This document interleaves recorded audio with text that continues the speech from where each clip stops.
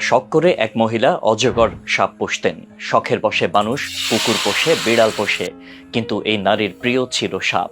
সাপটিকে তিনি নিজে খাওয়াতেন, গোসল করাতেন, তার সাথে খেলতেন। শুধু তাই নয়, রাতে সাপের সাথে এক বিছানায় ঘুমাতেন। ছোট থেকে এভাবেই লালন পালন করেছেন সেই অজগরকে।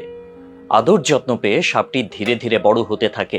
একদিন তার আকার হয় বিশাল, কিন্তু হঠাৎই একদিন সাপটি নিশ্চুপ হয়ে যায়। খাওয়া দাওয়া বন্ধ করে দেয়, কুণ্ডলি পাকিয়ে এক জায়গায় বসে থাকে। কিন্তু রাতে ঠিক আগের মতোই নারীটির শরীর ঘেঁষে ঘুমায়। এ নিয়ে চিন্তিত হয়ে পড়েন তিনি। সাপটির কোনো অসুখ হলো কিনা তা নিয়ে দুশ্চিন্তায় পড়ে যায় সেই নারী। তার ধারণা, অসুস্থতার কারণেই সাপটি কোনো কিছু খেতে চায় না, সব সময় গুটিসুটি মেরে বসে থাকে। এভাবে কয়েকদিন পার হয়ে গেল, কিন্তু তারপরেও তিনি কোনো কিছুই খাওয়াতে পারছিলেন না সাপটিকে। শেষ পর্যন্ত বাধ্য হয়ে নিয়ে যান চিকিৎসকের কাছে। চিকিৎসক সাপটিকে ভালোভাবে দেখে জিজ্ঞেস করলেন, সাপটি রাতে কোথায় ঘুমায়?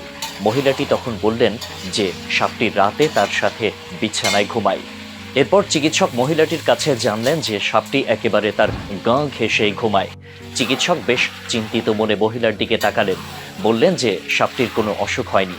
এই কথা শুনে সেই নারী আশ্বস্ত হলেও পরক্ষণেই চিকিৎসকের কথা শুনে তার মুখ ফ্যাকাশে হয়ে গেল। তার মাথায় যেন আকাশ ভেঙে পড়ল। চিকিৎসক বললেন, আপনার সাপের কোনো অসুখই হয়নি, সে আসলে আপনাকে গিলে খাওয়ার পরিকল্পনা করছে।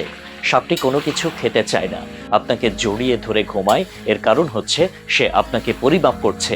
তার পেটে কতটুকু জায়গা হলে সে আপনাকে খেতে পারবে সেটা জানার জন্যই আপনার গা ঘেঁষে সে ঘুমায়। এমনকি যাতে সে আপনাকে খেয়ে হজম করতে পারে, তাই কয়েকদিন না খেয়ে থাকছে। চিকিৎসকের কথা শুনে হতভম্ব দৃষ্টিতে তাকিয়ে রইলেন ওই নারী।